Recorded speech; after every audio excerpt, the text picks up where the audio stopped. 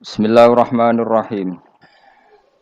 Terus Imam Fathul Bari itu cerita, ketika Rasulullah Shallallahu Alaihi Wasallam dawuh ikra'hu fi syahrin, ada sahabat yang pamit mau khataman tiap bulan nggak boleh, 2 minggu nggak boleh, seminggu nggak boleh. Walhasil itu dipakai alasan. Terus Nabi ngendikan ikra'hu fi syahrin, sampai ikra'hu fi sab'in, sampai ada riwayat ikra'hu fi salasin. Sudah 3 hari khatam sekali itu sudah kebanyakan.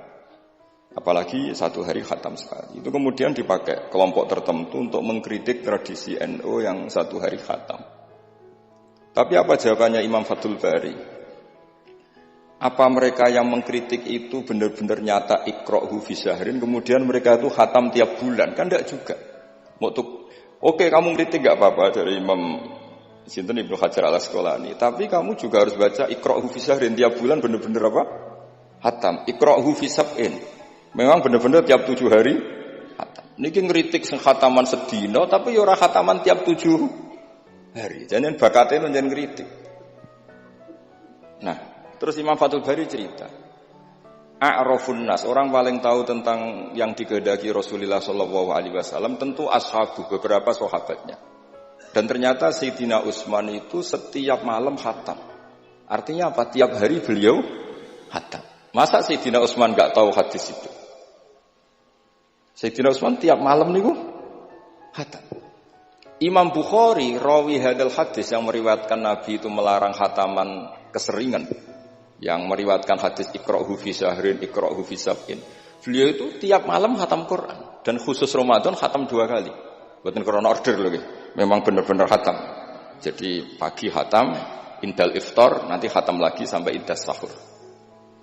Sehingga terus mulai sanad kula dugi Mbah Dolah, dugi Mbak Arwani sedanten lewat orang tua saya, lewat guru-guru kita. Khataman tiap hari itu enggak punya akibat apa-apa. Karena itu ahwalu masyayikhina, itu sudah perilaku masaya-masaya kita. Terus niki yang perlu saya ungkapkan.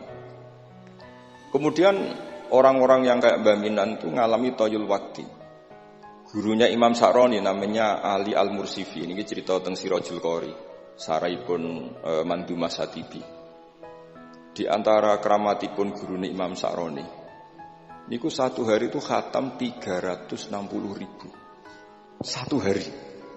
Sampeyan iso bayangno 360.000. Niku boten sampean takwil paling kulhu pengganti Quran. Boten, ya memang dibaca. Sampai muridnya Imam Sa'roni itu tanya, "Taqra'uhu bi harfin wa sautin?" Apa kamu baca dengan huruf juga ada suara jenengan? Naam. Kata beliau, maddawahi al-waqta. Ini Allah memanjangkan waktu untuk saya ikraman di Rasulihi Muhammad sallallahu alaihi wasallam. Jadi beliau ngalami toyul wakti. Toyul wakti itu waktu diringkas sedemikian rupa sehingga beliau baca itu dalam waktu 24 jam ya kayak mungkin bagi kita ratusan tahun. Namanya toyul wakti. Nah, kenapa itu bisa terjadi? Terus kata-kata sarahnya Satibi tadi Sirahul Juara, wa hadza amrun la tasa'uhul uqul wa hadduna minhu at-tasdiq. Ini sesuatu yang mungkin nalar kita tidak sampai, tapi sudahlah kita percaya saja. Nah, kenapa kita percaya? Karena Quran itu kalamullah sing aslinya itu laisa fi harfin wala sautin. Tidak melibatkan suara, tidak melibatkan huruf. Itu yang kalamun azaliyun. Kemudian orang ini ditarik ke Lauh Mahfud. Kemudian dia ngalami yang seperti itu. Dan itu bagi orang-orang dekat Allah sah saja. Kuntu sam'ahu alladhi yasma'u bihi wa basaruhu saterusnya. Orang-orang yang dekat Allah itu ibaratnya mau melafadzkan apa saja itu sudah kayak mewakili itu. Kenapa begitu? Karena dia saking fananya pada dirinya sampai ya memang fana.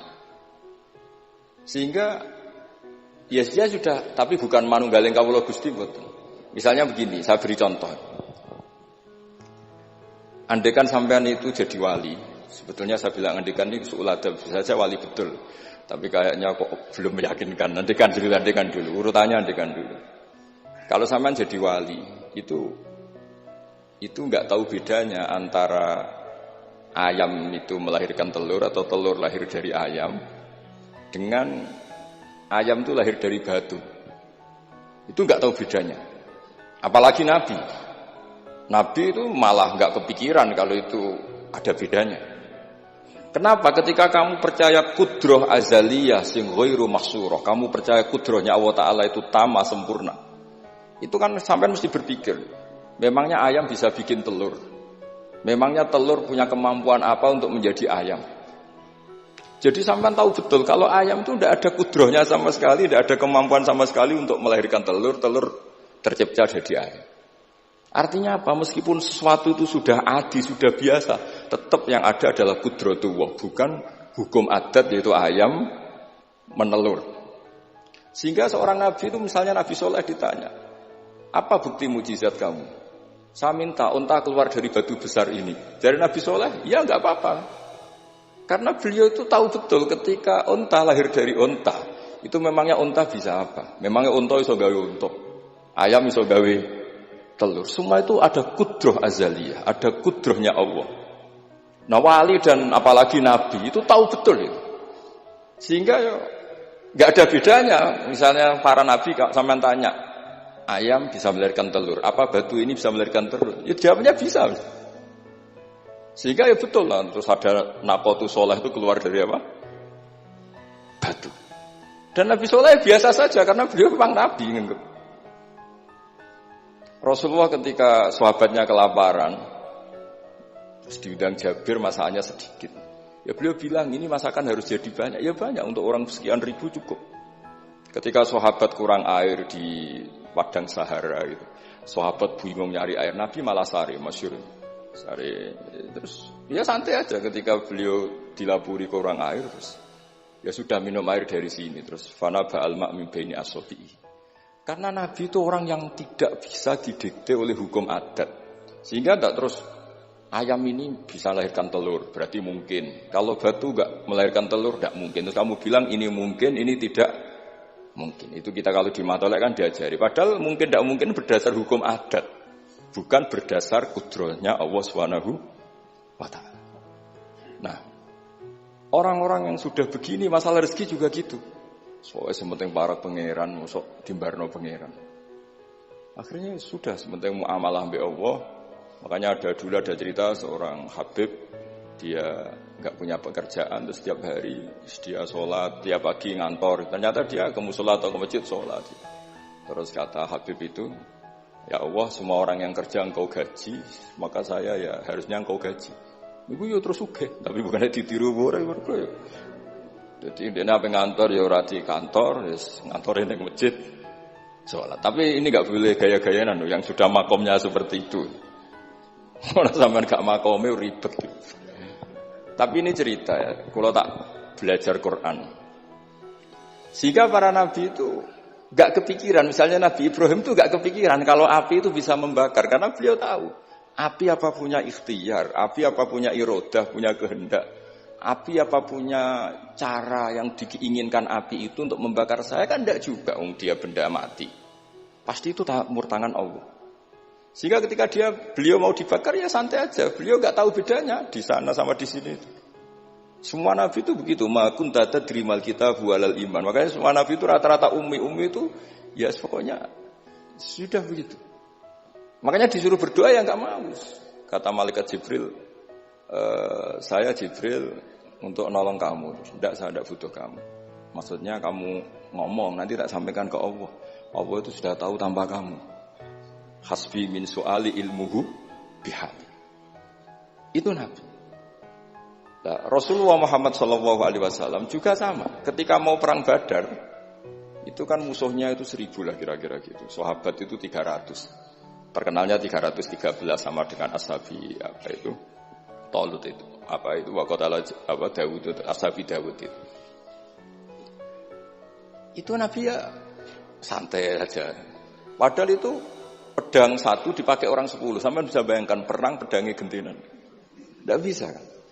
Tapi Nabi karena diutus Allah ya jalan saja. Ya santai. Karena bagi Nabi itu nanti ada kudratullah. Betul. Ternyata perang musuhnya 1000, musuh 300, yang satu perlengkapan lengkap, yang satu gentenan pedang. Perang yus. Dibaca sik nyelip pedangi ono musik kan yo gak iso bayangno. Singkat cerita terus masyhur itu Nabi terus berdoa. Ya Allahumma intuhlik hadil isobat alam tu'bad ba'dal yaum. Walhasil terus ada pertolongan dari Allah. Artinya Nabi nganggep ini gak penting 300 apa 100. Orang menang itu ya karena biqudrotillah. Begitu juga di perang Khandaq sehingga Nabi itu pernah minta kakinya kambing. Kaki yang depan namanya dirok. Dirok itu 2 kan, namanya kaki depan itu dirok. Coba ambilkan dirok itu, ini ada tamu, diambilkan. Terus diambilkan lagi, ambilkan lagi 1, diambilkan. Terus ambilkan lagi, bukankah kambing diroknya hanya 2 ya Rasulullah? Andai kan kamu langsung ngambil, pasti tetap jumlah itu ada. Karena ketika Nabi ngendikan ini jadi konstitusi. Jadi kemana malaikat kudu melok ribet Nabi ngendikan. Ya masyhur kan Nabi khutbah, padahal pas musim kemarau nggak mungkin hujan cara hukum adat. Ya Rasulullah khutbah itu suwi-suwi niki wong bingung perkara ana udan. Pun soe niki bingung halakatil amwal mergo gak ana udan. Niku Nabi langsung ngendikan udan. Bareng udan minggu berikutnya wong kebanjiran sakniki mboten rusak krana kemarau tapi krana banjir. Niku Nabi ngendikan Allahumma hawalena wala ini langsung mari. Artinya Nabi itu gak bisa didikte terus. Ini secara ilmu falak, ini gak musim hujan. Nah, kiai kan perhitungan, gelem istisqa sak sing didelok wis musim dadi istisqa. Kulo ndek kanca kiai ahli falak, niku kon istisqa ora gelem. Tak takoki kena apa? Tak hitung jek suwi kesudan iki. Engko ora ketara ramandine, dadi dekne ngenteni. Wis, yo ono kiai rondo politik ngoten yo. Tangan-tangan yo bener, timbang terkenal ngobos kan nurono reputasi dadi. Iku yo. Tapi kalau Nabi itu ndak. Nabi itu ma kunta tadrimal kitab walal iman. Karena kalau kita sudah makom itu enggak bisa didikte oleh al-ahkam al-adiyah. Nah, pitik mulai rondo, pendok dari pitik. Makanya ketika ada kitab Al-Fusunul Hamidiyah, hukum adat ini telah membodohkan kita lama sekali sehingga Anda tidak bisa percaya kudroh tamah. Dan ini kaitannya hormat baminan ini nanti tentang Quran. Nanti jenengan melihat mukjizat terus gampang sekali. Terus kata Imam Al-Husunul Hamidiyah ngendikan umpama klungsu niku biji asem nih. Andai kan tidak pernah terjadi klungsu itu jadi asem yang besar. Kemudian buah, kemudian macam-macam lah. Ditabak truk nganti yo masalah tenan. Terus itu gak pernah terjadi. Terus akhbaru kamu birun, terus kamu diberi cerita orang, ini klungsu ini bisa jadi pohon besar sekali suatu saat. Kamu pasti tidak percaya. Wah ini mohal, masa barang kecil jadi besar. Berhubung sering terjadi, terus Anda bilang, mungkin. Tapi pertanyaannya, ketika mungkin itu kamu kan gak ikut bikin. Namanya mungkin tidak mungkin kan kamu harus punya otoritas ikut bikin. Kamu kan gak ikut bikin, kok bilang ini mungkin, yang ini tidak mungkin. Ketika itu sering jadi pohon besar, Anda pun tidak berkontribusi kan? Kontribusinya siapa coba?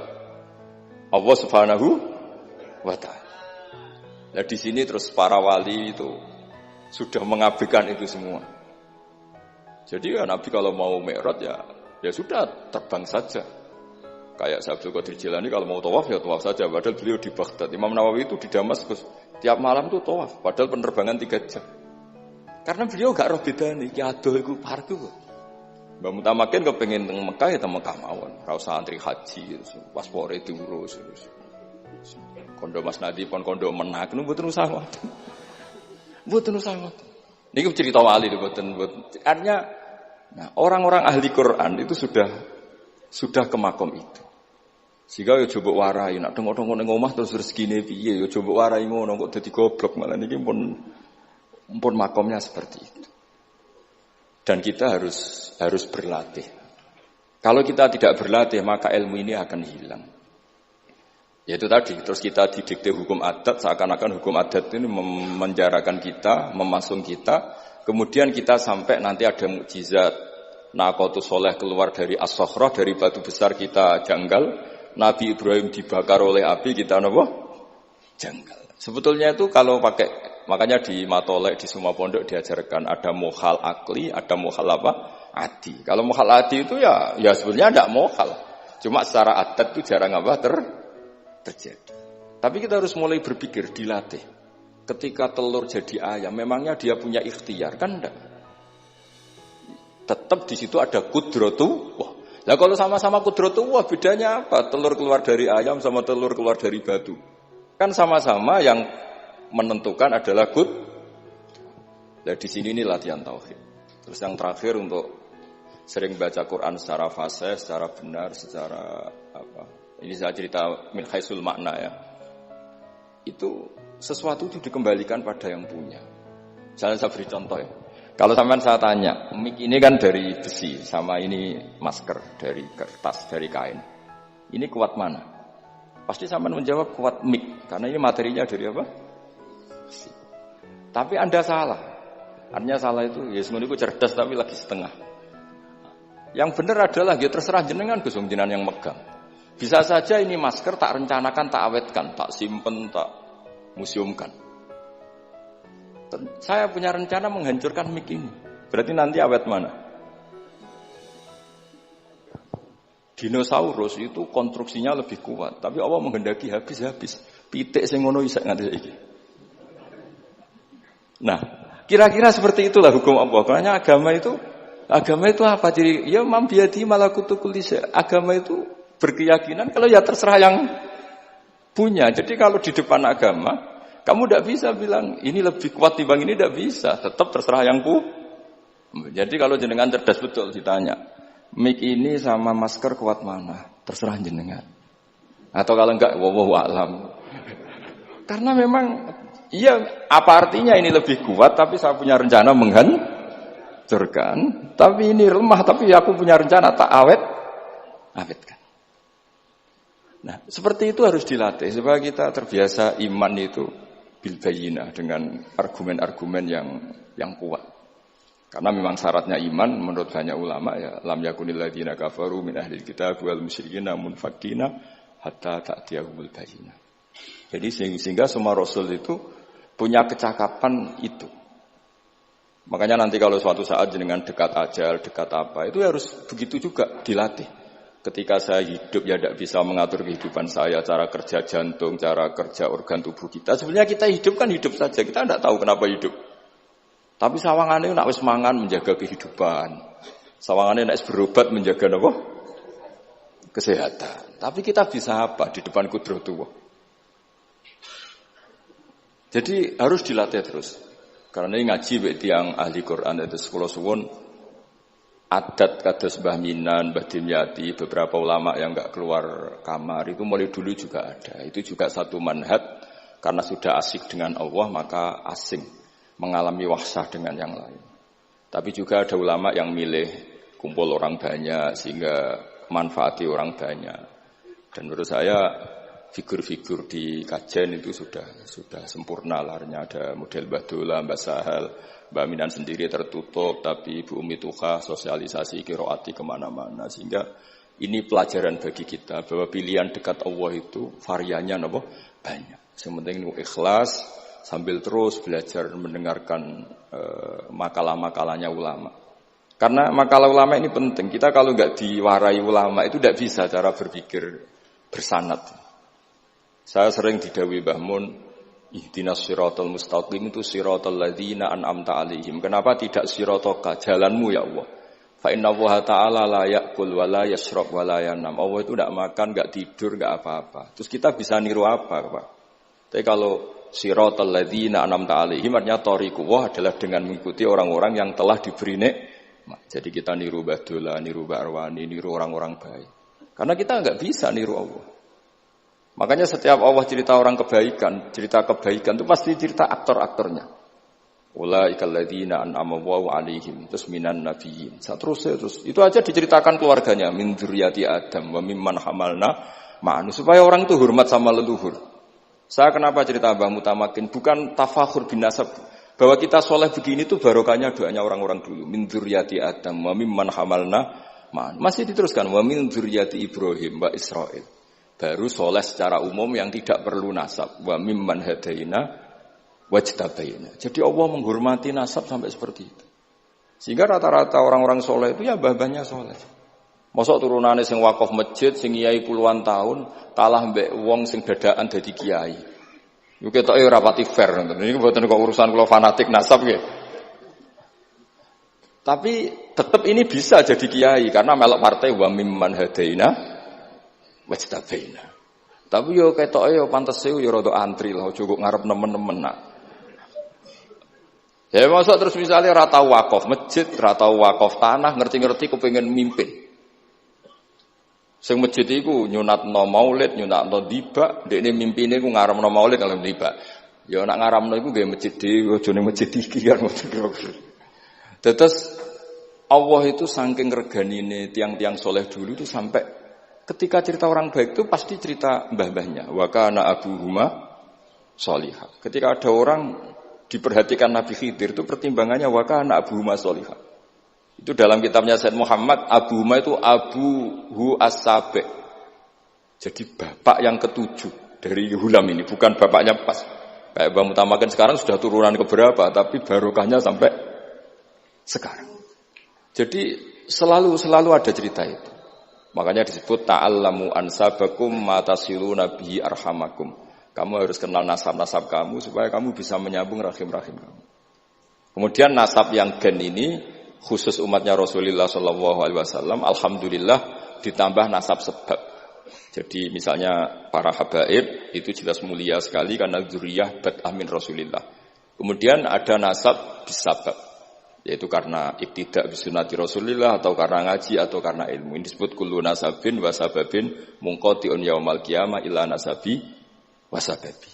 Sehingga ada orang yang benar-benar ahli bait karena gennya kayak Sayyid Hasan, Sayyid Husain, tapi ada orang yang diaku keluarga Nabi karena amalnya kayak Salman Al-Farisi ketika beliau punya ide cemerlang di Khandaq, Nabi memujinya dengan apa? Salman minna ahlal bait. Jadi niki artinya gini, jenengan meskipun tidak keluarga Mbah Minan secara gen karena yang keluarganya ya tentu Mas Fatah dan saudara-saudaranya, tapi kita bisa menjadi keluarga beliau karena amal dan karena mahabbah. Nggih ngoten mawon nggih sing ndonga nggih ampun kula lah.